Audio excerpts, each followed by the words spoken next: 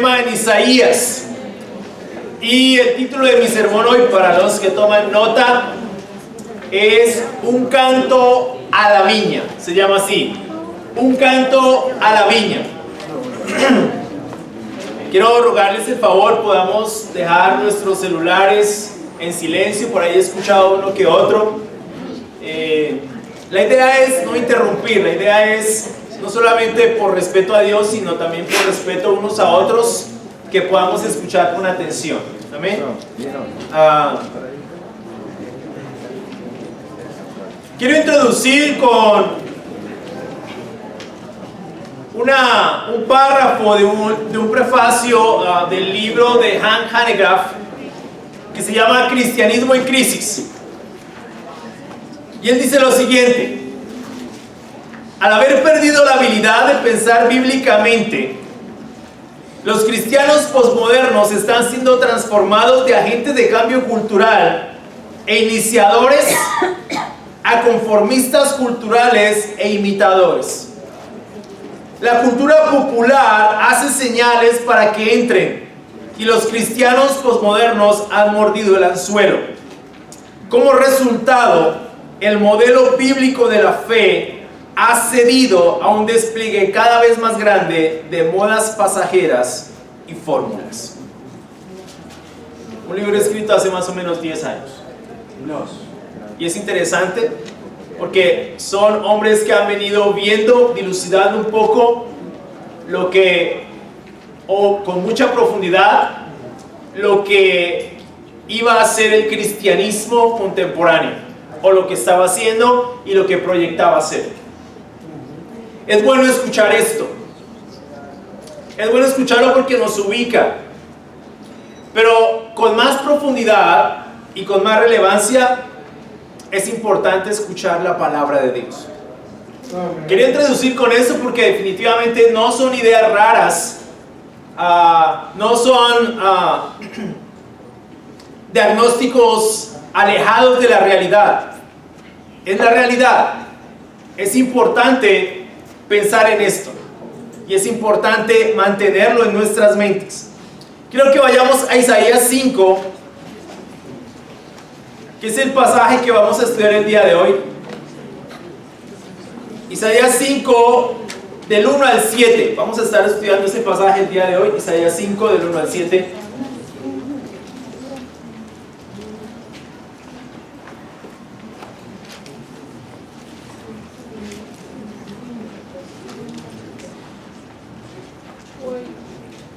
¿Listos? Isaías 5 del 1 al 7 dice: cantaré en nombre de mi amigo querido, una canción dedicada a su viña.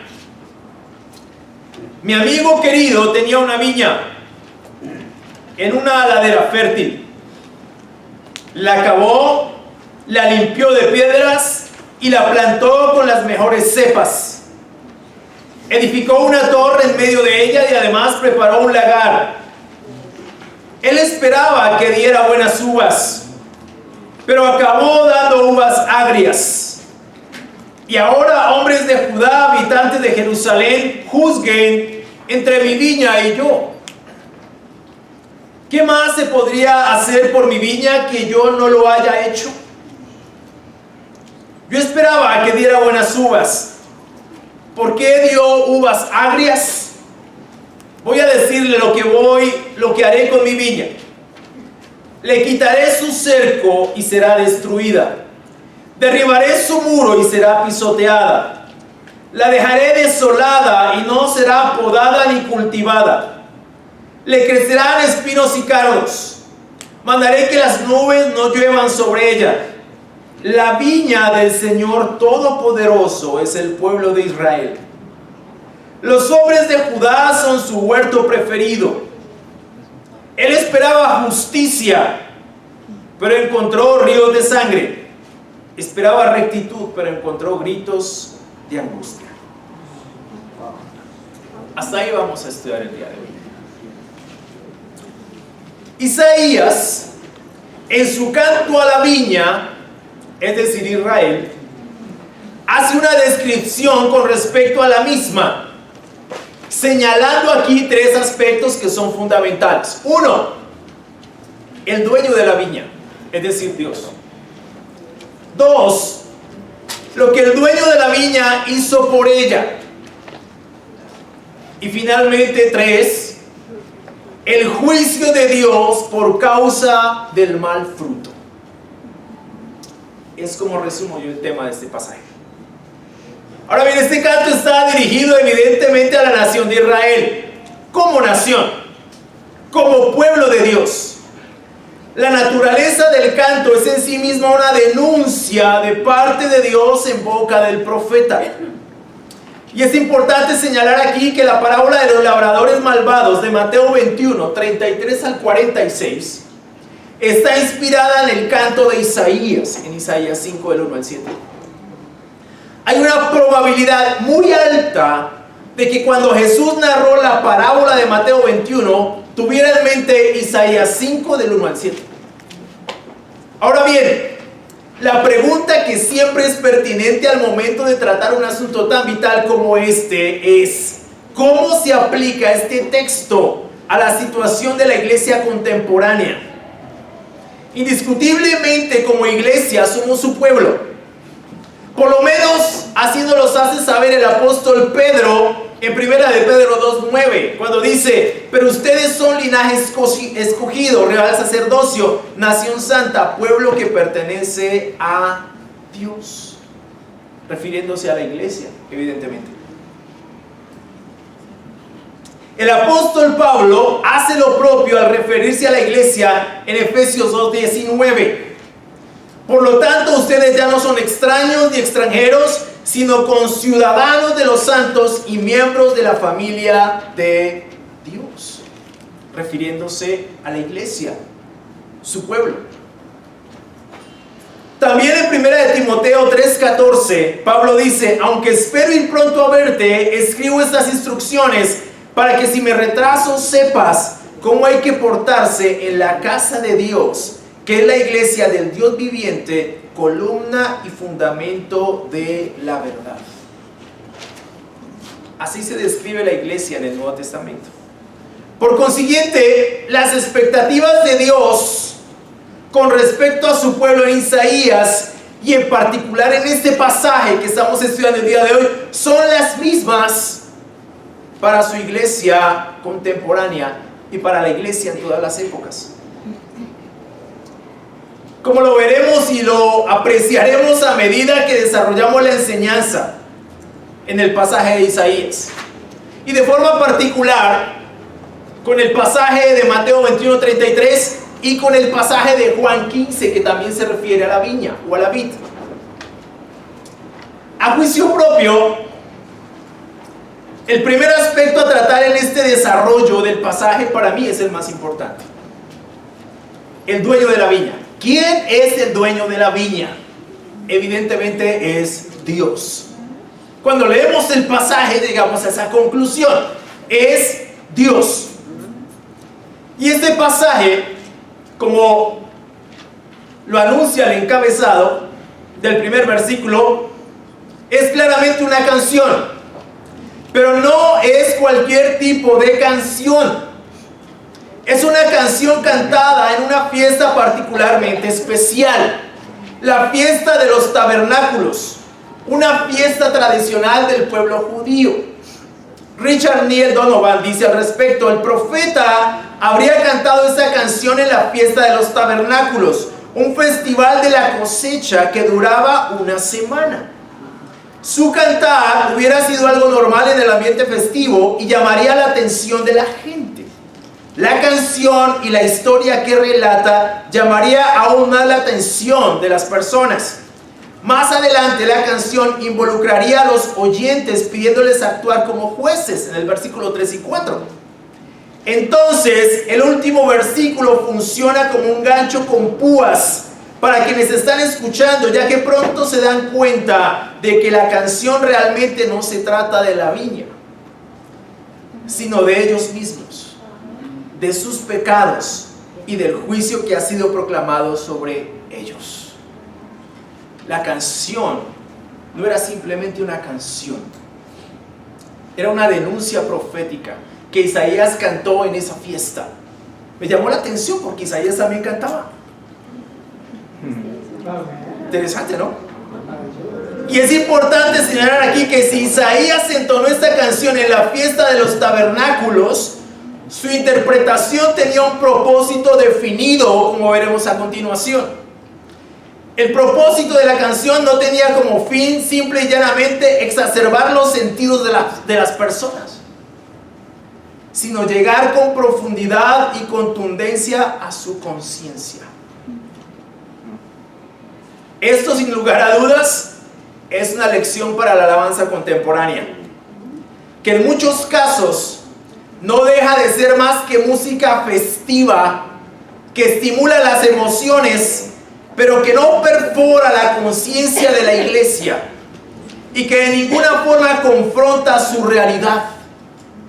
Los himnos de la Biblia en realidad eran muy diferentes en todo sentido a lo que se conoce como canciones de alabanza al día de hoy. Y eso me llama mucho la atención, porque encontramos en la Biblia muchos himnos que se cantaban en la iglesia primitiva y en el judaísmo del Antiguo Testamento. Este es un claro ejemplo. Los salmos son otro claro ejemplo. Filipenses 2 del 5 al 11 era una canción de la iglesia primitiva. Solamente al examinar, al estudiar esos pasajes, uno puede ver y puede apreciar la profundidad teológica, bíblica de esos pasajes. De ninguna forma buscaban exacerbar las emociones o hacer sentir algo a las personas. Apuntaban a su conciencia, no a sus emociones. Mucha de la alabanza contemporánea apunta a las emociones de las personas y casi nada a su conciencia. Yo a veces pregunto si esas canciones, algunos de ellos serían capaces de predicarlas, de vivirlas y de vivirlas. No hay nada allí, nada, solamente emociones. Es muy diferente cuando tú lees un pasaje como Filipenses 2 del 5 al 11. Pablo predicó ese pasaje. O Isaías 5 del 1 al 7.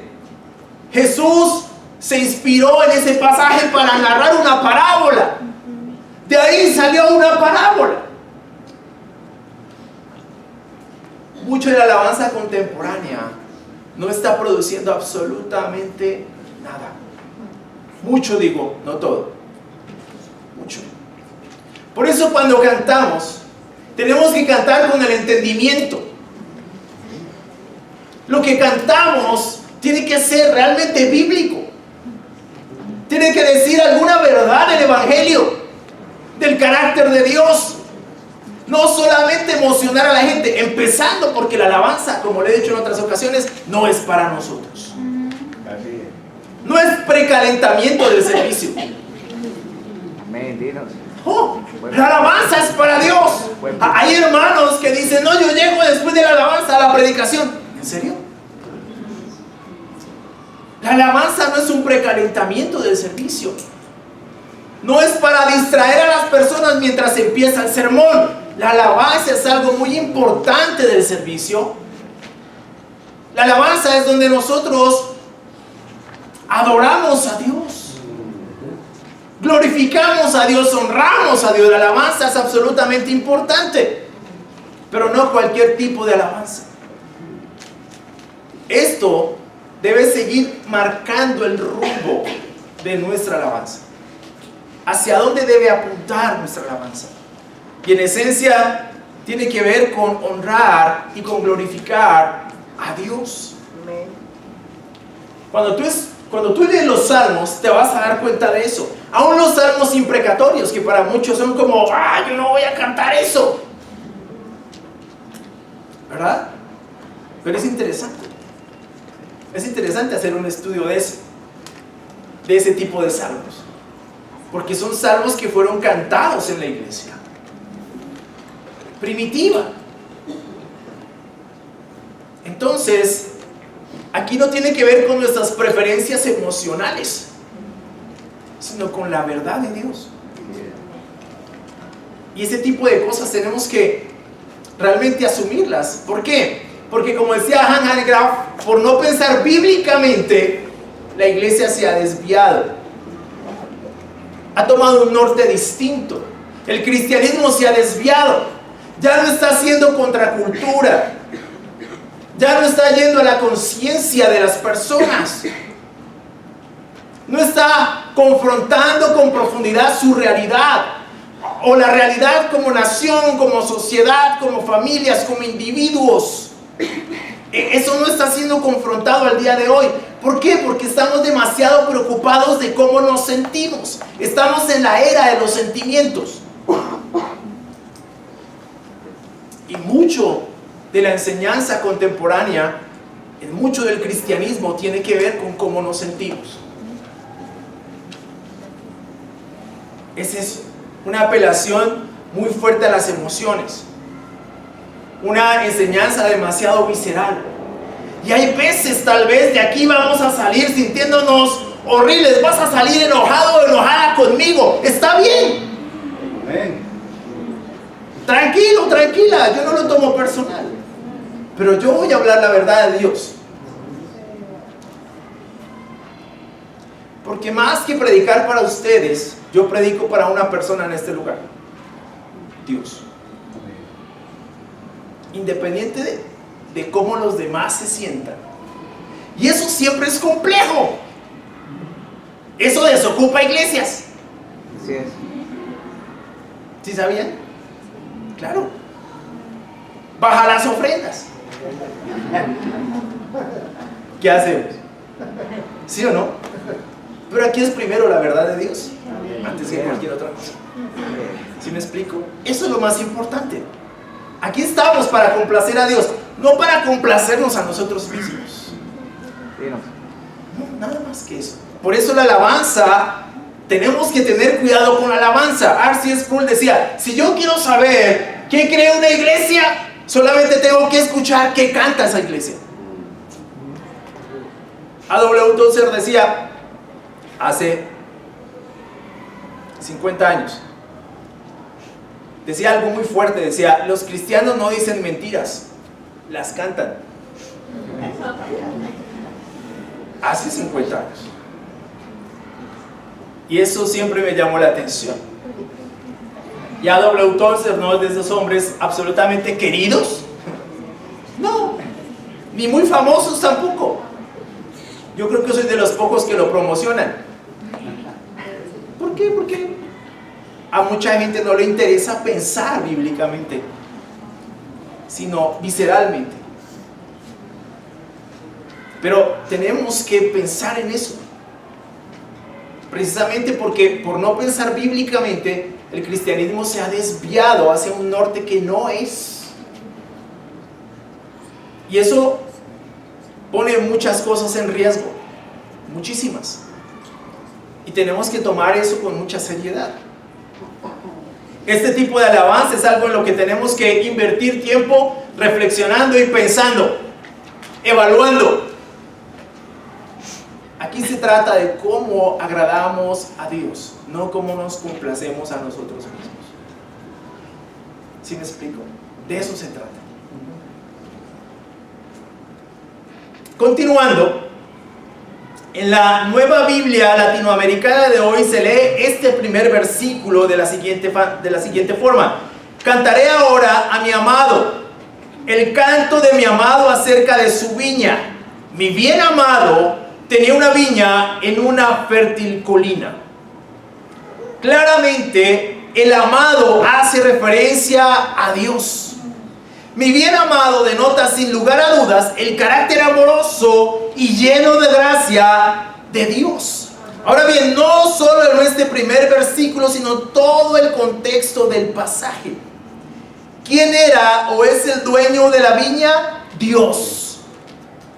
Un ser descrito en este primer versículo y en su contexto con estos dos atributos o perfecciones de su carácter: amor y gracia, que por cierto son comunicables a nosotros. Dios es amor. Dios es gracia. Son quizás dos de los atributos que más se destacan en el carácter de Dios en la enseñanza del cristianismo contemporáneo. Muchas veces sin entender de qué se trata en realidad. Ahora bien, ¿qué significa que Dios es amor? Porque 1 Juan 4:8 dice que Dios es amor. Dice, el que no ama no conoce a Dios porque Dios es amor. Grudem lo define de la siguiente forma: el amor de Dios quiere decir que Dios se da eternamente a otros. Esta definición entiende el amor como darse a uno mismo desprendidamente para beneficio de otros. Este atributo de Dios muestra que es parte de su naturaleza darse a sí mismo a fin de dar bendición o bien a otros. Y esto es claramente cierto en la relación de Dios con la humanidad, especialmente con los pecadores. En 1 Juan 4:10 dice, en esto consiste el amor, no en que nosotros hayamos amado a Dios, sino en que Él nos amó a nosotros y envió a su Hijo como propiciación por nuestros pecados. Se dio eternamente entregando lo que más amaba por nosotros. También en Juan 3:16 dice, en la Nueva Biblia Latinoamericana de hoy, porque de tal manera amó Dios al mundo que dio a su Hijo unigénito para que todo aquel que cree en Él no se pierda, sino que tenga vida eterna. Amén. Los seres humanos pensamos en el amor en los términos no de entrega, sino de recepción. ¿Qué hay para mí?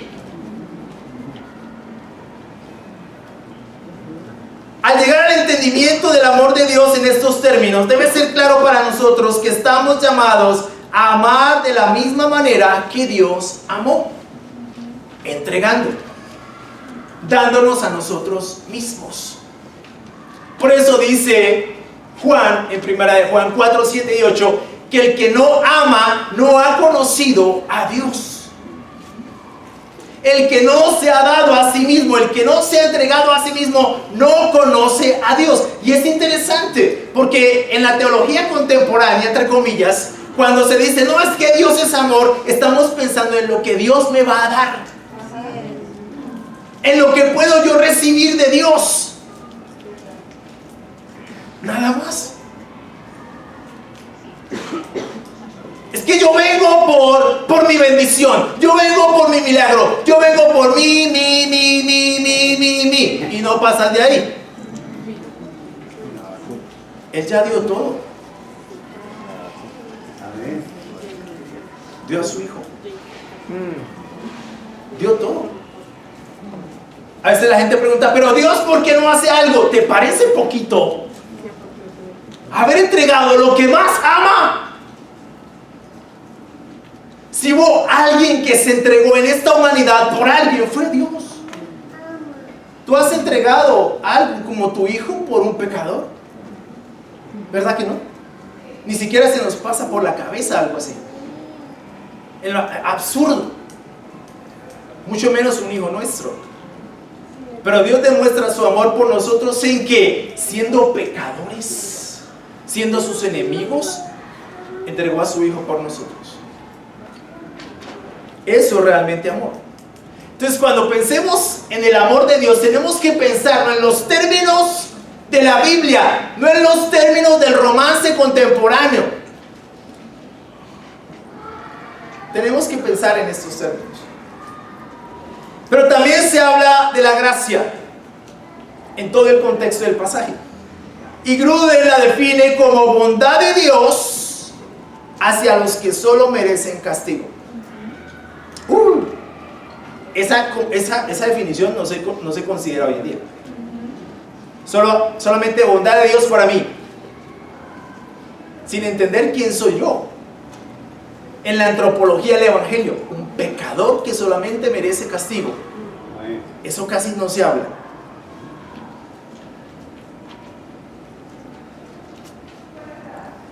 La gracia, como la bondad de Dios mostrada especialmente a los que no la merecen, se ve frecuentemente en los escritos de Pablo. Él recalca que la salvación por gracia es lo opuesto a salvación mediante el esfuerzo humano, porque la gracia es algo que se otorga gratuitamente.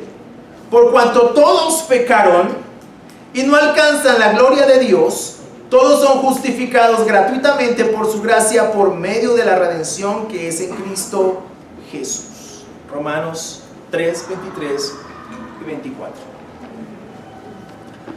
Ahora, para poder entender el amor y la bondad de Dios o la gracia de Dios, tenemos que entender quiénes somos nosotros.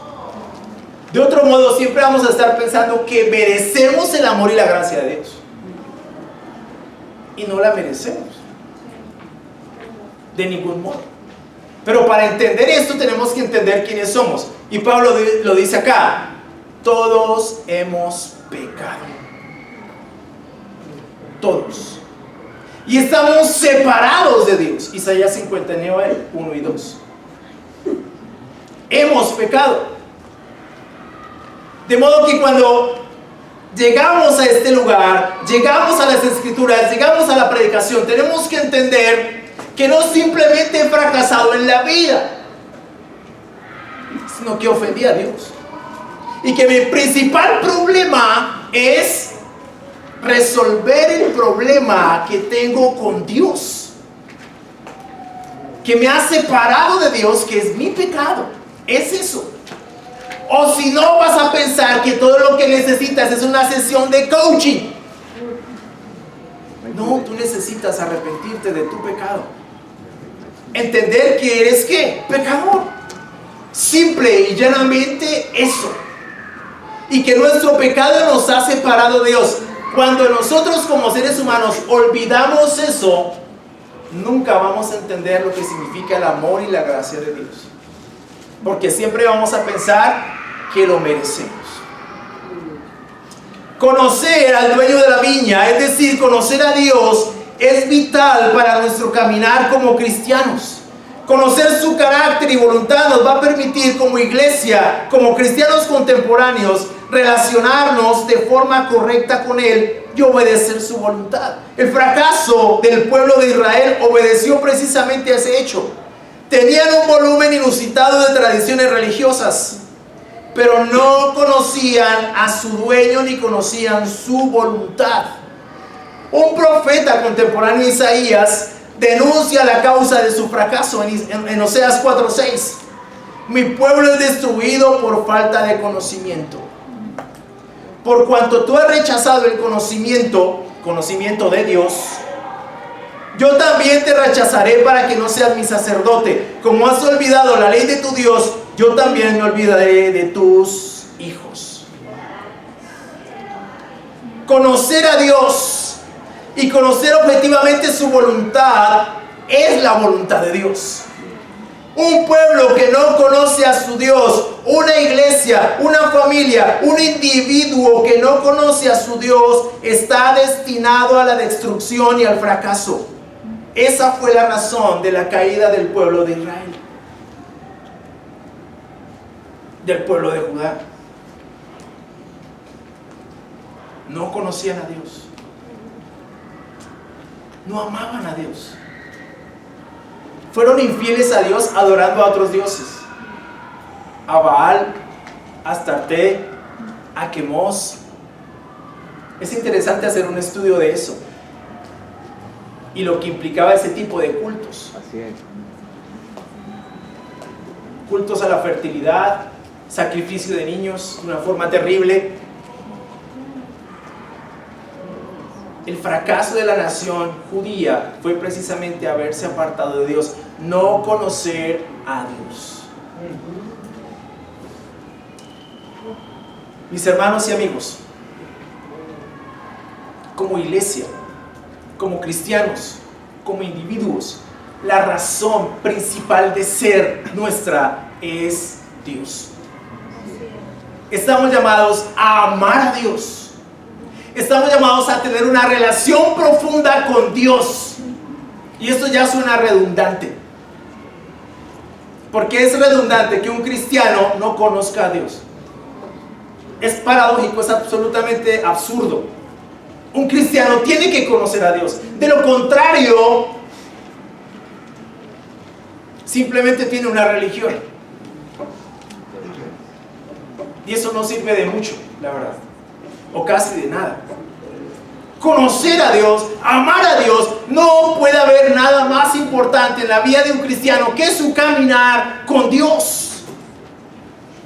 De eso depende todo lo demás en su vida. Por eso este punto es el más importante. ¿Quién es el dueño de la viña? El dueño de la viña es el dueño de tu vida. Si Él es el dueño de la iglesia y nosotros somos su iglesia, Él es nuestro dueño. No podemos vivir, pensar, actuar, sentir de la manera que nosotros queremos. Nuestra ética, nuestra moral, nuestros planes, nuestros proyectos, nuestras ambiciones tienen que ir en función de quién es nuestro dueño. Nuestras relaciones tienen que ir en función de quién es nuestro dueño, porque no somos dueños de nosotros mismos. Por eso es tan importante entender quién es nuestro dueño. Es Dios. Y Él tiene que ser soberano en nuestra vida. No podemos adorar a alguien diferente a Él. Ni a nosotros mismos, ni a nuestro trabajo, ni a nuestra esposa, ni a nuestros hijos, ni a nadie. Dios tiene que ser más importante. Nadie puede ser más importante. Cuando nosotros, y les voy a decir una cosa, cuando nosotros dejamos de leer nuestra Biblia por una semana, Dios deja de ser soberano en tu vida. No es que la relación se termina, pero el mal no descansa. Y las influencias del mundo son muy fuertes.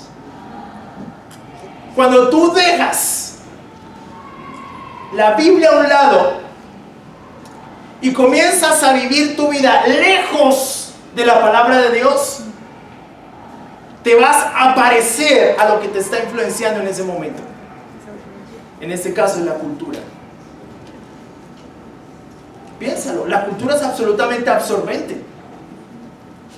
Comienzas a ceder a las influencias de este mundo. Paradójicamente, cuando dejas de leer tu Biblia, cuando dejas de ser influenciado por la palabra de Dios, cuando dejas de orar por tanto tiempo, comienzas a ser diferente. Es raro. Y hay que tener cuidado con eso. Ah, pero ¿por qué tengo que leer Biblia todos los días? Por la misma razón que desayunas todos los días. Y que almuerzas y que comes. Deja de comer 8 días. ¿Podrías vivir sin almuerzo durante 8 días y sin comida durante 8 días? Lo más seguro es que a los 8 días vas a estar irreconocible. ¿Por qué pensamos que podemos dejar de leer nuestra Biblia 8 días? Y seguir siendo los mismos. Algo va a cambiar en nosotros y no para bien. Dios tiene que ser más importante. Yo no sé, hermanos, si no hemos entendido la influencia que la cultura tiene actualmente. Yo no sé si ustedes se han puesto a leer un poco con más profundidad lo que la cultura busca hacer en nosotros a través de los medios de comunicación. No sé si se han dado cuenta. Los medios de comunicación son la herramienta que hace que nosotros comencemos a pensar diferente, porque los medios llegan a tu cabeza. Aquí. Y luego bajan aquí. ¿No te has puesto a pensar en eso? Piénsalo. ¿Cómo los medios tienen tanta influencia en ti? Nada más analicen la problemática de la política en nuestro país. La política en nuestro país dejó de darse en la plaza pública. ¿No se han dado cuenta? Ahora es en los medios. A través de Facebook, Twitter y todo lo demás. Ahí se da toda la situación. Lo que diga los medios de comunicación. ¿Dónde la pasamos más metidos nosotros? En los medios. Con todo respeto para los que ven Betty la Fea,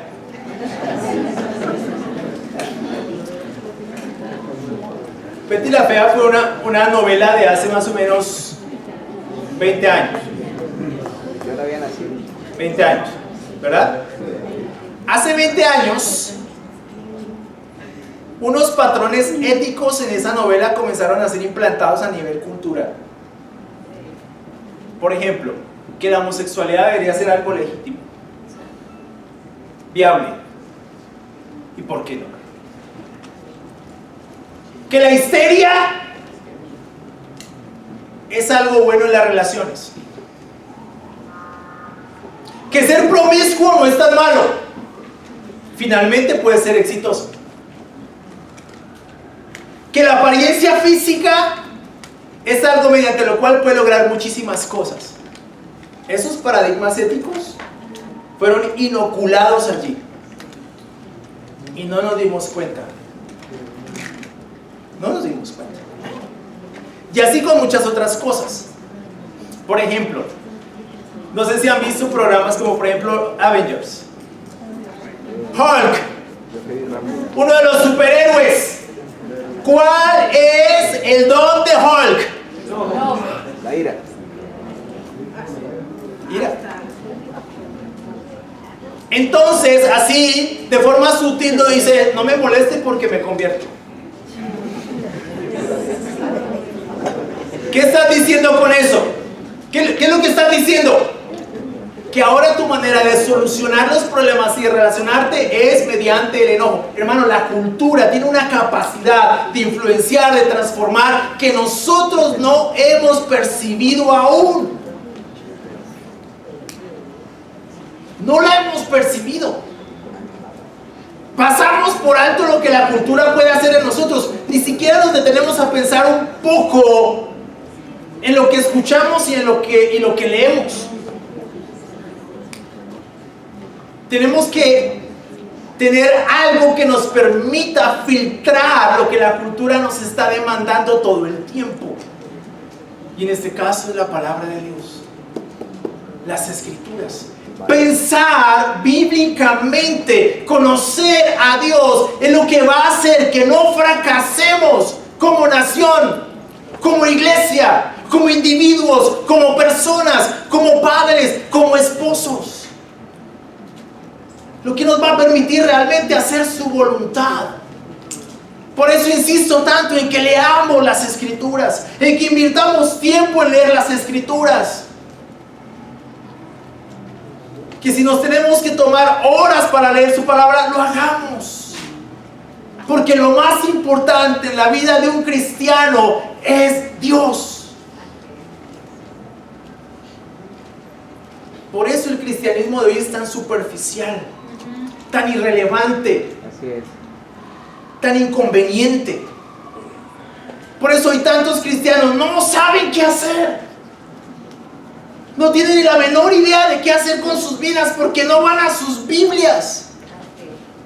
Porque no estudian sus Biblias. Y muchos predicadores tampoco están estudiando sus Biblias. Y entonces están enseñando a la gente coaching, psicología.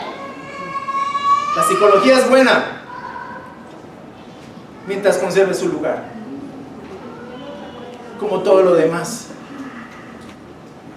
Pero la palabra de Dios tiene que ser predicada, tiene que ser enseñada, tiene que ser estudiada, porque la palabra de Dios es su autorrevelación a nosotros. Es su voluntad, son los pensamientos de Dios y nosotros tenemos que conocerlos con profundidad. Lee tu Biblia, no solamente en una versión, en muchas versiones. Compra más Biblias que ropa. De verdad. Si en tu quincena te sobra un dinero, compra una Biblia. Y ten muchas Biblias en tu casa, porque un día no vamos a encontrarlas. Un día no van a sacar más Biblias. ojalá tengamos muchas para compartirlas con otros, porque un día se van a acabar. El segundo aspecto importante es la obra de Dios por su viña, del versículo 2 al versículo 4. La cavó, la limpió de piedras y la plantó con las mejores cepas. Edificó una torre en medio de ella y además preparó un lagar. Él esperaba que diera buenas uvas, pero acabó dando uvas agrias. Sin lugar a dudas, la obra de Dios por su pueblo es una obra de gracia. Estos versículos corresponden objetivamente al carácter del dueño de la viña, un carácter lleno de gracia. La obra de Dios por su viña fue evidentemente de amor y gracia. No se dejó nada al azar, de ningún modo fue una obra descuidada e irresponsable. El dueño de la viña hizo todo lo necesario para que su viña produjera lo esperado, para que fuera una viña exitosa. Motier dice al respecto: los detalles no deben alegorizarse, haciendo que cada acto represente una fase en el cuidado que tiene el Señor de su pueblo. Más bien, esbozan la imagen de un trabajo completo que no deja nada por concluir. La fertilidad de la tierra, su preparación y la calidad de las viñas, que eran de las mejores, no dejan nada que desear. Tampoco son imperfectas las expectativas del amigo, porque estaba tan convencido de la cosecha que construyó una torre de vigía, una residencia sólida para alguien con la intención de quedarse a vivir allí. Además, construyó un lagar, una especie de almacén permanente. Luego nos enteramos que la viña disponía de una noble valla. ¿Qué más podría tener la viña? Él hizo todo. Dios había hecho todo lo necesario por su viña, por su pueblo, de modo que él esperaba o aguardaba con confianza, como lo señala el término hebreo, a que diera buen fruto. De modo que Dios, en boca del profeta, pide a los hombres de Judá y a los habitantes de Jerusalén, es decir, a su propio pueblo, que juzguen entre su viña y él. Isaías señala en el versículo 4 que el amado esperaba buenas uvas, pero dio uvas agrias o uvas silvestres. Y la palabra traducida como uvas silvestres está relacionada con heder y significa literalmente fruta que hiede. De modo que la viña, a pesar de todo, produjo frutas venenosas, un mal fruto. Uvas silvestres. Estamos tratando aquí con algo peor que no dar fruto. El Nuevo Testamento también habla de una fe que produce fruto, pero el fruto son obras muertas, las cuales contaminan el aire como un cadáver. Esta es una descripción precisa de la obstinada y falsa religión del infiel pueblo del pacto. Uvas silvestres significa que la viña produjo exactamente lo que tú esperarías que produjera si nada se le hubiera hecho. Todo el amor, cuidado, tiempo, trabajo e inversión resultó no tener resultado. Delitzsch comenta que la diferencia entre una viña doméstica y una viña silvestre solo radica en el cuidado que se le preste. Esta es exactamente la idea. ¿Qué se puede hacer ahora por el pueblo de Dios cuando se les ha dedicado una obra de gracia completa y a pesar de todo siguen como si no supieran qué es la gracia? Dios realmente espera fruto de su iglesia, de su pueblo. La obra de gracia que Dios ha realizado por su iglesia amerita sin lugar a dudas que produzca fruto y un fruto que permanezca. No podemos permanecer impávidos y pasivos como si Dios no hubiese hecho nada por nosotros. Nuestra respuesta objetiva al Evangelio es una muestra de la obra de Dios y del fruto en nosotros. Su obra de gracia tiene el propósito de que demos fruto, nada más ni nada menos.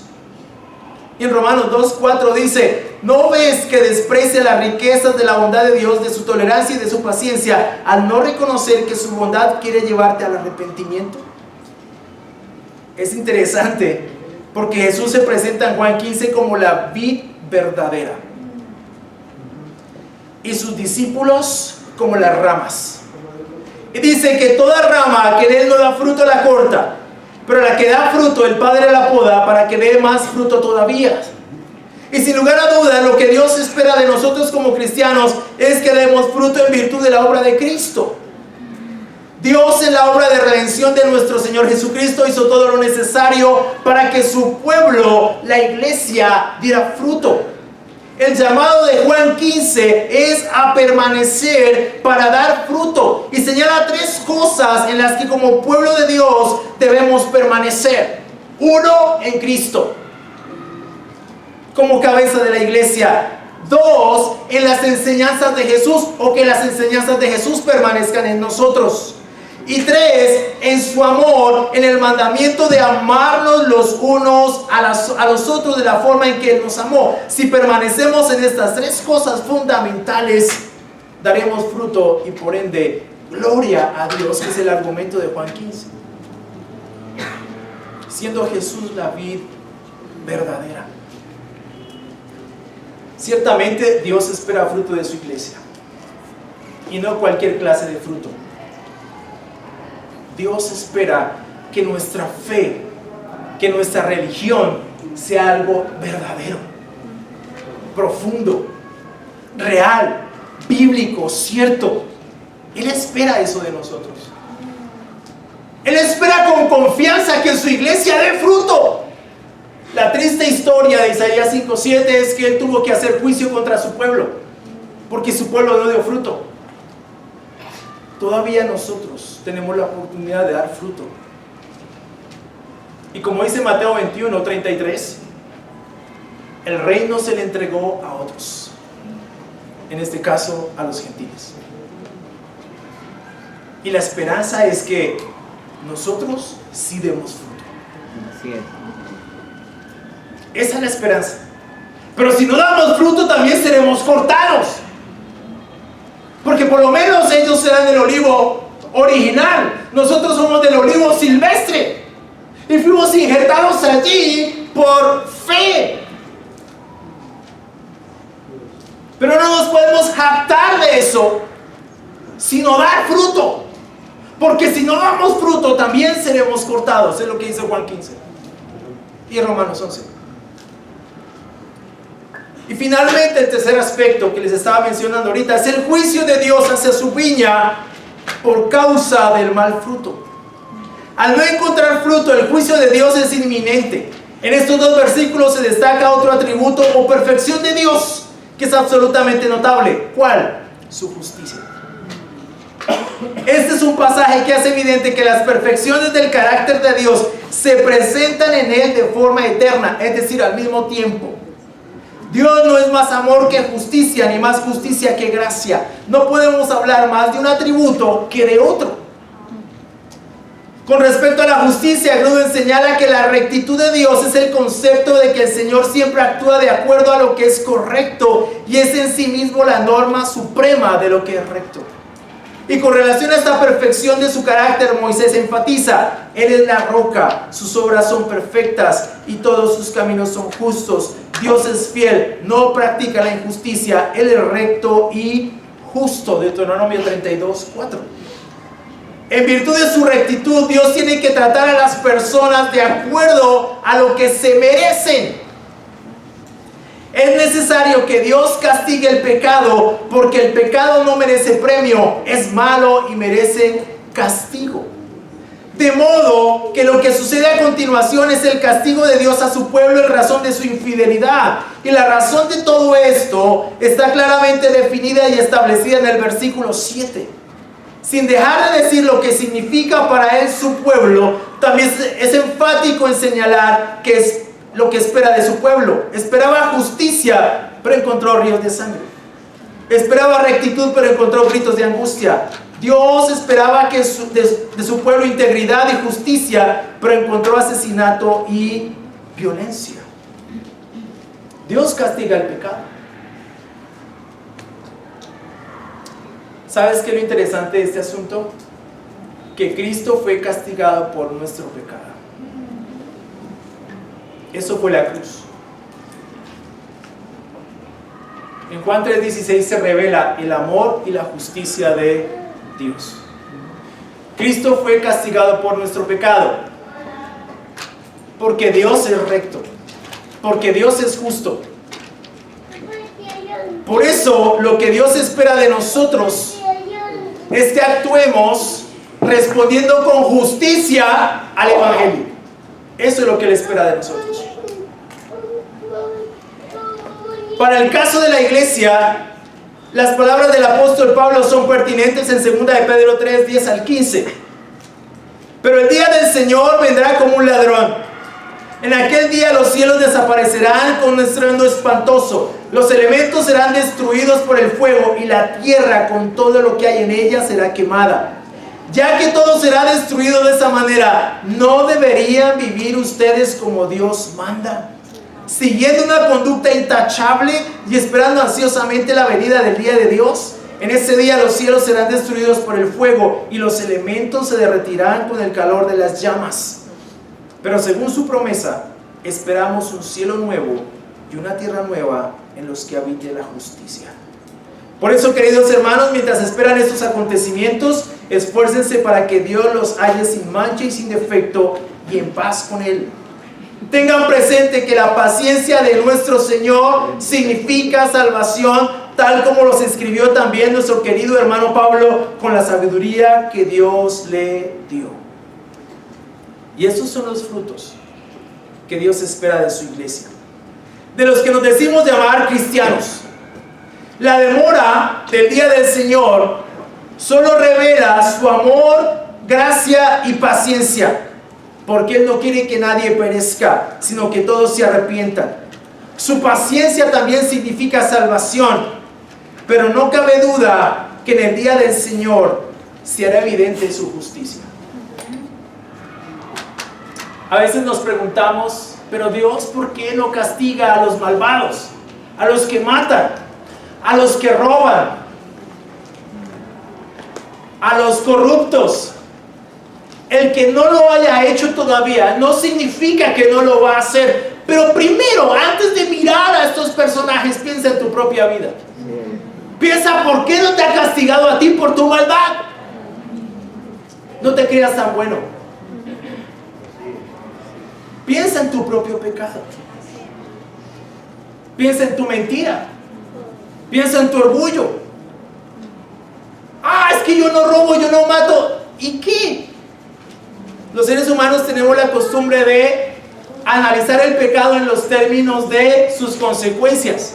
Y claro, pues así vamos a salir mejores unos que otros. Pero Dios ve el pecado en los términos de su naturaleza. El pecado es maldad, sea el que sea. Y Él juzga el pecado en los términos de su naturaleza, no en los términos de sus consecuencias. Dios nos juzga en los términos de la naturaleza de nuestro pecado. El orgullo es maldad, la mentira es maldad, la inmoralidad es maldad, la arrogancia es maldad, todo eso es maldad. Y vamos a ser juzgados por esa maldad en nosotros, a menos que nos arrepintamos. ¿Por qué? Porque la paciencia de Dios es salvación. La única razón por la que Él no ha destruido esto todavía es porque Él quiere que todos se salven. ¿Todos se van a salvar? No. Pero en ese día nadie va a poder decir que Dios fue injusto y que no tuvo paciencia y que no esperó. ¿Por qué? Porque la paciencia de Dios es salvación, pero también justicia. Y ese día nadie va a poder decir, tú fuiste injusto. No, nadie. Es más, Él va a llegar solamente cuando el Evangelio haya sido predicado a cada nación de este mundo. Después de eso vendrá el fin, Mateo 24. Cuando cada persona haya escuchado el Evangelio y se quede sin la excusa de decir, nunca supe de ti. Aún si no escucháramos el Evangelio, vamos a ser juzgados por nuestra conciencia. Así que no hay excusa. La paciencia de Dios, ¿qué significa? Salvación. Así que si estás aquí y estás vivo, es porque Dios ha tenido paciencia contigo para que te vuelvas a Él, para que te arrepientas, para que te vuelvas al Señor, para que camines en su presencia. Por eso ha sido tan misericordioso. Volvemos a las palabras de Romanos 2:4, son pertinentes aquí. Es su bondad, es su gracia la que nos quiere llevar al arrepentimiento. Por eso no despreciemos su bondad y su gracia, porque esos atributos de su carácter nos quieren llevar al arrepentimiento. Apreciemos esa oportunidad, apreciemos su paciencia, porque si no hacemos eso, significa que preferimos su justicia. Y vamos a ser juzgados muy duramente por no haber respondido al Evangelio, porque ya se pagó un precio por nuestro pecado. Por eso tenemos la oportunidad de volvernos a Dios sin pagar nada. Por eso tenemos esa oportunidad. Pero si no nos volvemos a Dios, vamos a ser juzgados no solamente por nuestro pecado, sino por haber rechazado a Dios en el sacrificio de su Hijo. El canto a la viña nos debe hacer pensar profundamente en el carácter de Dios, fundamentalmente, pero también en su obra de gracia eterna hacia su pueblo. Dios espera fruto de su pueblo y en su paciencia nos da la oportunidad de acceder al arrepentimiento mientras aguardamos el día de su venida. Por lo tanto, vivamos de tal modo que honremos su amor, gracia, paciencia y justicia. Muchas gracias, mis amables.